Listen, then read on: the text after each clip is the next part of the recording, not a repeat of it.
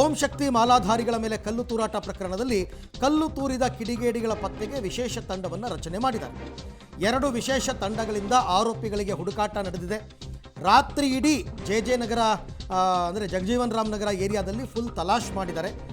ಘಟನೆ ಬಳಿಕ ತಲೆಮರೆಸ್ಕೊಂಡಿದ್ದಾರೆ ಕಿಡಿಗೇಡಿಗಳು. ಅದಕ್ಕೆ ನಾನು ಹೇಡಿಗಳು ಅಂತ ಹೇಳಿದ್ದ ಅವಾಗ. ವಿಶೇಷ ತಂಡವನ್ನು ರಚಿಸಿ ಹುಡುಕಾಟವನ್ನು ನಡೆಸಿದ್ದಾರೆ ಪೊಲೀಸರು ಅಂತಕ್ಕಂಥದ್ದು. ಬಟ್ ಒಂದು ಸಣ್ಣ ಲಿಂಕ್ ಸಿಕ್ಕಿದ್ರೂ ಸಾಕು, ಯಾರಾದರೂ ಒಬ್ಬ ಸಿಕ್ಕಿದ್ರೂ ಸಾಕು, ಅದು ಯಾರು ಅಂತ ಗೊತ್ತಾಗ್ಬಿಡುತ್ತೆ. ಎತ್ತಾಕೊಂಬರಬೇಕು, ಬಂದು ಒದ್ದು ಒಳಗೆ ಹಾಕಬೇಕು ಅಂತವ್ರನ್ನ. ಇದು ಏನಾಗಿದೆ ಅಂತಂದರೆ ಸರಾಗ ಕೊಟ್ಕೊಂಡು ಬಿಟ್ಕೊಂಡು ಬಂದು ಈ ಹಂತಕ್ಕೆ ಬಂದಿದೆ.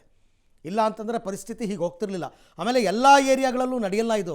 ಕೆಲವು ಪರ್ಟಿಕ್ಯುಲರ್ ಏರಿಯಾದಲ್ಲಿ ಎಲ್ಲಿ ಕಿಡಿಗೇಡಿಗಳಿಗೆ ಶ್ರೀರಕ್ಷೆ ಇರುತ್ತೋ ಅಂಥ ಏರಿಯಾಗಳಲ್ಲೇ ಇವೆಲ್ಲ ನಡೆಯುವಂಥದ್ದು. ಮುಸ್ಲಿಂ ಬಾಹುಳ್ಯದ ಏರಿಯಾಗಳು, ಅದೇ ಏರಿಯಾಗಳಲ್ಲಿ ಅಲ್ಲೂ ಕೂಡ ಕೆಲವರು ಇರ್ತಾರಲ್ಲ ದೊಡ್ಡವರು, ಅಂಥವರ ಹಿತರಕ್ಷಣೆಯಲ್ಲೇ ಇದೆಲ್ಲ ನಡೆದೋಗುತ್ತೆ. ಹಾಗಾಗಿ ಈ ಪ್ರಕರಣವನ್ನು ಇಲ್ಲಿಗೆ ಬಿಡಬಾರ್ದು. ಇದನ್ನು ಯಾವುದೇ ಕಾರಣಕ್ಕೂ ಕೂಡ ಇವತ್ತೇನೋ ಹಿಂದೂ ಪರ ಸಂಘಟನೆಯವರೆಲ್ಲ ಸ್ಪಾಟಿಗೆ ಬರ್ತಾರೆ ಅಂತ ಹೇಳಿದ್ದಾರೆ. ಆಮೇಲೆ ಕೆಲವು BJP ನಾಯಕರು, PC ಮೋಹನ್ ಅಲ್ಲಿನ ಸಂಸದರು, ಅವರು ಕೂಡ ನಿನ್ನೆ ಸ್ಪಾಟ್ ವಿಸಿಟ್ ಮಾಡಿದ್ರು, ಹೋರಾಟ ಮಾಡ್ತೀವಿ ಅಂತ ಹೇಳಿದ್ದಾರೆ. ಈ ದಿನ ಸಂಜೆ ಏನು ಜೆ ನಗರ ಪೊಲೀಸ್ ಠಾಣಾ ವ್ಯಾಪ್ತಿಯಲ್ಲಿ ಒಂದು VS ಲೇಔಟ್ ಅಲ್ಲಿ ಓಂ ಶಕ್ತಿ ದೇವರ ಒಂದು ಸಣ್ಣ ಮೆರವಣಿಗೆ ನಡೆಯೋ ಸಂದರ್ಭದಲ್ಲಿ ಓಂ ಶಕ್ತಿ ಮೆರವಣಿಗೆಯಲ್ಲಿದ್ದಂಥ ಒಂದು ಹೆಣ್ಣುಮಗಳ ಮೇಲೆ ಯಾರೋ ಕಲ್ಲು ಎಸ್ತಿದ್ದಾರೆ ಮೇಲಿಂದ ಅಂಥೇಳಿ ಒಂದು ಕಂಪ್ಲೇಂಟನ್ನು ನಮ್ಮ ಪೊಲೀಸ್ ಠಾಣೆಗೆ ತೊಗೊಂಡು ಬಂದಿರ್ತಾರೆ.